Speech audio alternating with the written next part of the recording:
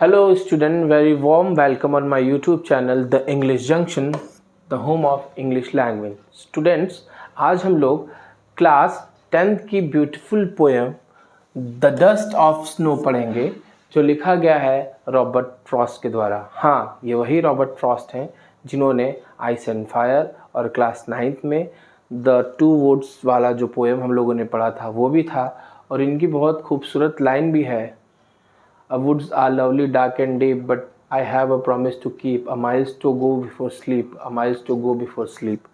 तो बहुत ही inspirational poem है, ठीक है। और ये जो पोएट है ये भी बहुत इंस्पिरेशनल है, मुझे पर्सनली इनसे बहुत ज़्यादा इंस्पिरेशन मिलती है, ठीक है। तो जब भी हम ये पोएम जब हम लोग इसको इनिशिएट करेंगे, स्टार्ट करेंगे, तो इसमें हम लोग देखेंगे कि पोएट जो है वो कन्वे क्या करना चाहता है। तो पहले हम इसका जो टेक्स्ट है वो पढ़ते हैं। The way a crow shook down on me the dust of snow from a hemlock tree has given my heart a change of mood and saved some part of a day I had a root। ठीक, तो इसमें अगर आपको मैं बताना चाहूँ तो इसके कहने का मतलब मैथ में सिंपल सा प्रोस्पेक्ट है, टू निगेटिव्स मेक्स पॉजिटिव। ये आपको पता है ना, टू नेगेटिव्स मेक्स पॉजिटिव। तो यहाँ पे जो पोएट है वो कहीं जा रहा है, he is very, you can say that कि बहुत ही सैड है वो, ठीक है। एंड जब वो जा रहा है तो वहाँ पे कह सकते हैं कि एक कौवा बैठा हुआ है हेमलॉक ट्री पे। यहाँ एक कौवा बैठा हुआ है हेमलॉक ट्री पे, ठीक है ना।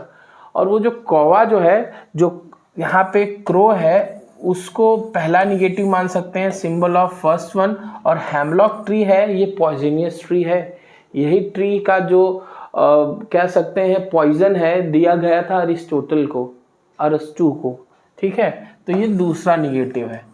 तो यूरोपियन सोसाइटी में क्रो को भी निगेटिव माना जाता है और इसको भी निगेटिव माना जाता है। तो यहाँ पे दो निगेटिव कैसे पॉजिटिव क्रिएट करेंगे ये हम देखेंगे।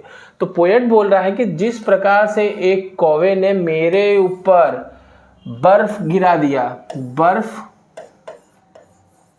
बर्फ ये मत समझना, बर्फ के छोटे छोटे टाइनी पार्टिकल्स, ठीक है, बर्फ गिरा दिया, उसने मेरे हार्ट को, मेरे मूड को इस तरीके से चेंज कर दिया जो टोटली अभी तक क्या हो रखा था, खराब हो रखा था। समझ गया बेटा। तो इसके कहने का मतलब है कि दो निगेटिव्स मिल करके पॉजिटिव बनाते हैं, ठीक है। दो निगेटिव कौन कौन से, एक कौवा और एक, फिर उसके बाद ये hemlock tree. Have you understood ना। आगे बढ़ते हैं। फिर उसके बाद हम देखेंगे इसमें जो कह सकते हैं थीम है वो होप और डेथ की है। एक पर्सन ऑलरेडी हम कह सकते हैं कि बहुत ही ज़्यादा सैड है, और जब वो सैड है तो उसका रेमेडी क्या होना चाहिए, वो होप ही होना चाहिए, ठीक है। अगर कोई ऑप्टिमिस्टिक है तो वो होप करेगा, अगर वो पेसिमिस्टिक है तो death is the only option for him, ठीक है ना। तो जो कह सकते हैं इस पोएम की थीम होप भी है और डेथ भी है बेटा। फिर उसके बाद इसको स्टार्ट करने से पहले जो नरेटर है वो ऑलरेडी पोएट हिमसेल्फ, तो यही वो है रॉबर्ट फ्रॉस्ट, ठीक। ये अमेरिकन पोएट थे, इनको पुलित्जर प्राइज़ मिला है पोइट्री में। बहुत ही रिनाउंड अवार्ड होता है, जैसे नोबेल प्राइज़ होता है, बुकर प्राइज़ होता है, वैसे ही पुलित्जर प्राइज़ होता है। और इनके पर्सनल लाइफ में बहुत ज़्यादा क्लैमिटी हुआ है, बहुत दुख हुआ था, बहुत लॉस हुआ था। इनके पिताजी ट्यूबरक्लोसिस से मर गए थे, मदर कैंसर से मर गई थी, इनकी बहन जेनी जो है उसने सुसाइड कर लिया था मेंटल हॉस्पिटल में ही। फिर उसके बाद इनके 6 बच्चे मर जाते हैं इनके आंखों के सामने, कुछ समय के अंतराल पे सारे बच्चे मर जाते हैं।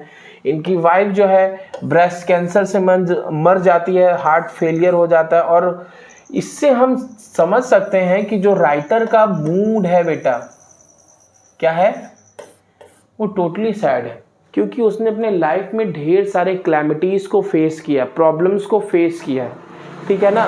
तो वेल अवेयर है चीज़ों के बारे में।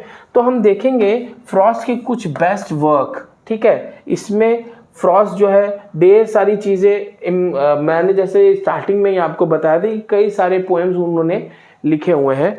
तो हम कह सकते हैं फ्रॉस्ट जो है बहुत ही ज़्यादा क्रॉस रोड 19th सेंचुरी के अमेरिकन पोएट हैं, ठीक है। और वो मॉडर्निज्म पे ज़्यादा लिखते थे, ठीक। मॉडर्न पोएट थे। नाउ तो अब हेमलॉक ट्री विथ स्नो, देखो ये ऐसा दिख रहा है, एक पॉजिटिव चीज तो है नहीं, निगेटिव है ये ट्री जो है बेटा निगेटिव ट्री है, इस पे पॉजिटिवनेस का तड़का लगा दिया जाए जो क्या है, स्नो है। ठीक है, तो ऐसा दिख रहा है। ठीक है, कितना अच्छा दिख रहा है, क्यों? क्योंकि अभी इसका फीचर्स हमें नहीं दिख रहा है और पेड़ पता नहीं कर पा रहे हम क्या है। अब दूसरे इमेज में देखो, यही ट्री बिना किसी स्नो के तो आराम से, अच्छा ये तो हेमलॉक का ट्री है, क्या हो सकता है, पॉइजनियस हो सकता है। ठीक है, तो हम कहेंगे अरे ये तो बेकार पेड़ है। ठीक है, it is a very worthless, you can say that worthless है बेटा। क्यों? क्योंकि इसका कोई फीचर है ही नहीं, ये तो जहरीला है। और यहाँ पे दूसरी चीज है, बहुत ही अच्छा दिखने में लग रहा है। ठीक है, तो अब हम लोग आगे बढ़ते हैं। तो सेम चीज अलग अलग फीचर्स के साथ, अलग अलग मेंटालिटी के साथ हम लोग देख सकते हैं। इस पोएम की समरी जैसा कि मैं अभी आपको पहले बता चुका हूँ, लेकिन फिर से देख लो, ये एक शॉर्ट पोएम है, रॉबर्ट फ्रॉस्ट। ये इसमें क्या बोलते हैं कि किसी भी चीज में हीलिंग पावर होती है, और इतनी हीलिंग पावर होती है कि आप इस चीज को समझ नहीं सकते। और वो चीज क्या है? वो चीज है बेटा नेचर। शहर में जो लोग रहते हैं, थोड़ा सा नेचर में होके आए, सारा दुख दर्द सब खत्म हो जाएगा। ठीक है, तो नेचर में हम कह सकते हैं हीलिंग पावर होती है बेटा। फिर उसके बाद अगर आपका मूड बहुत ही बैड है, आपकी हेल्थ खराब है, तो हम ये कह सकते हैं ऐसा कोई भी चीज नहीं है जिसको नेचर क्योर नहीं कर सकता। डॉक्टर कहता है इसको दवा भी चाहिए और दुआ भी चाहिए। दवा मैंने दे दिया, दुआ जाकर के तुम घूम लो, कहीं बाहर चले जाओ। ठीक है, हो सकता है मूड फ्रेश हो जाए। नाउ ऑथर जो है वो एक्सपीरियंस कर रहा है बहुत ही बेकार दिन, जहाँ पे एक कौवा जो है ट्री पे बैठा रहता है और उसके ऊपर स्नो पार्टिकल गिरा देता है। ठीक है, और यही स्नो पार्टिकल जब उसके ऊपर गिर रहा है तो ये एक्ट उसको खुश करता है। ठीक है, अभी वो सैड है, पूरा दिन उसका बेकार था, लेकिन जब कौवा उसके ऊपर कुछ फेंक देता है, डस्ट पार्टिकल ऑफ स्नो, तो ये उसको खुश कर रहा है, यू नो। देन उसके बाद हम देखते हैं तो वो यहाँ पे एनालाइज करता है कि नेचर जो है वो सुप्रीम है। क्या है बेटा? नेचर सुप्रीम है। नेचर अगर चाहे तो चीजों को क्योर कर सकता है। ठीक है, तो नेचुरल एलिमेंट ही इसके ऊपर होता है जिसके कारण वो खुश हो जाता है। तो वो कह रहा है कि a whole made him realise that कि किसी भी प्रकार का प्रॉब्लम अगर हो, ठीक है, वो सही हो सकता है भले ही टू नेगेटिव्स हो। अभी जैसा कि मैंने आपको बताया था कि यहाँ पे टू नेगेटिव्स जो हैं मिल करके बना देते हैं पॉजिटिव। हेमलॉक ट्री और क्रो दोनों को बेकार माना जाता है। और यहाँ पे वही चीज़ है, एक कौवा जो है कहीं आता है, लोग उसको भगाते हैं, भाग भाग। ट्री है पॉइजनियस ट्री, उसका कोई यूटिलाइजेशन नहीं, लेकिन उसी पे डस्ट पार्टिकल आ रहा है, कौवा बैठा हुआ है, और जैसे ही उसके ऊपर वो आइस को गिराता है वो खुश हो जाता है। तो एक नेचुरल इंसिडेंट होता है जिसके कारण जो उसका बीता हुआ दिन था, जो खराब था, वो उसको खुश कर देता है। ठीक है ना। फिर उसके बाद ये ऑब्जेक्ट को एनालाइज कर रहा है। अब इसको हम देखेंगे, इसको जो कौवा जो है उसको हम कहते हैं सिंबल ऑफ डेथ या फियर। कौवा जो है, ठीक है, सिंबल ऑफ डेथ होता है। जैसे कि हम लोग देखते हैं कि हमारे यहाँ जब कहते हैं कि कोई मर जाता है तो खाने पीने की चीज़ें कौवे को, क्रो को हम लोग दान में देते हैं। ठीक है, तो उसको सिंबल ऑफ डेथ और फियर भी बोलते हैं। रात में कौवा कौं को करता है तो उसको भगाते हैं। ठीक है, तो ये कह रहा है shook down on me the dust of snow, यही सिंबल ऑफ डेथ और फियर। ठीक है, since the crow is not associated with the goodness, it is ironic that in this poem it is doing a good deed by the shaking of the snowing snow. ठीक है, यहाँ पे जो कौवा है वो सिंबल ऑफ डेथ है, खराब होते हुए भी अच्छा काम कर रहा है और पोएट को क्या कर दे रहा है, खुश कर देता है। तो ये चीज़ डिपेंड करती है हमारी मेंटालिटी के ऊपर कि हम चीज़ों को सोचते कैसा है।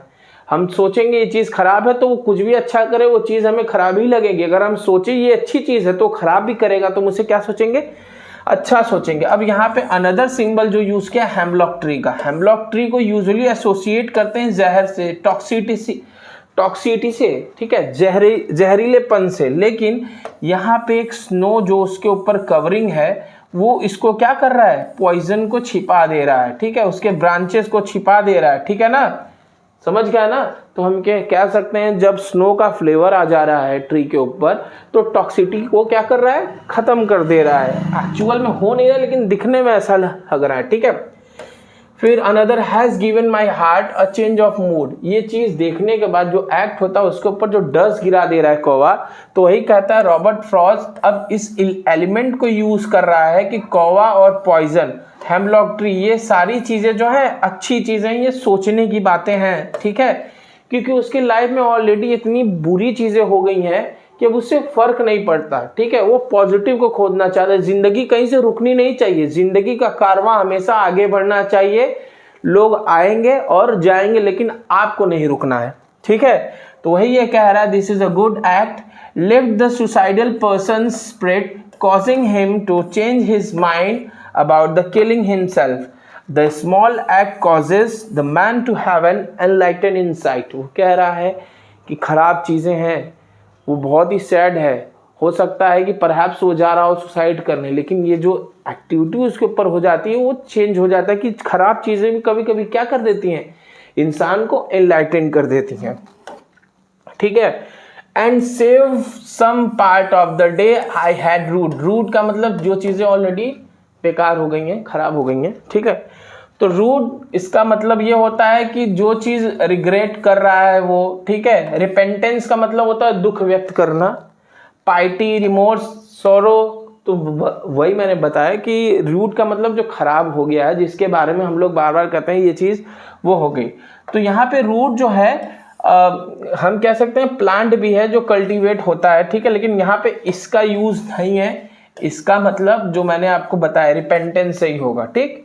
फिर उसके बाद और जो चीज़ें खराब हो गई हैं और ये एक्ट जो हो रहा है मेडिसिन का काम कर रहा है, ये भी याद रखना। तो हम ये कह सकते हैं पॉइजनियस जो हेमलॉक ट्री है वो पूरी तरीके से कवर्ड है वाइट स्नो से, और एक आदमी वहाँ से जा रहा है जो क्या करने जा रहा है, सुसाइड करने जा रहा है, ठीक है। और जैसे ही वो ट्री के नीचे आता है, ठीक है, तो एक प्रिसाइज मूवमेंट होता है, बहुत ही छोटा सा सटल मूवमेंट होता है जिसको नोटिस करता है कि एक काला कौवा बैठा हुआ है, ठीक है, और उस पेड़ को उड़ता है उस पे, या उसको ऐसे शेक कर रहा है कि डस्ट और स्नो उसके ऊपर गिरता है, जिसके कारण वो तुरंत एलाइटेंट हो जाता है और कहता है कि ये अच्छाइयाँ हैं, जिंदगी बहुत ही प्रीशियस है बेटा, इसको कभी ख़त्म करने की ज़रूरत नहीं है।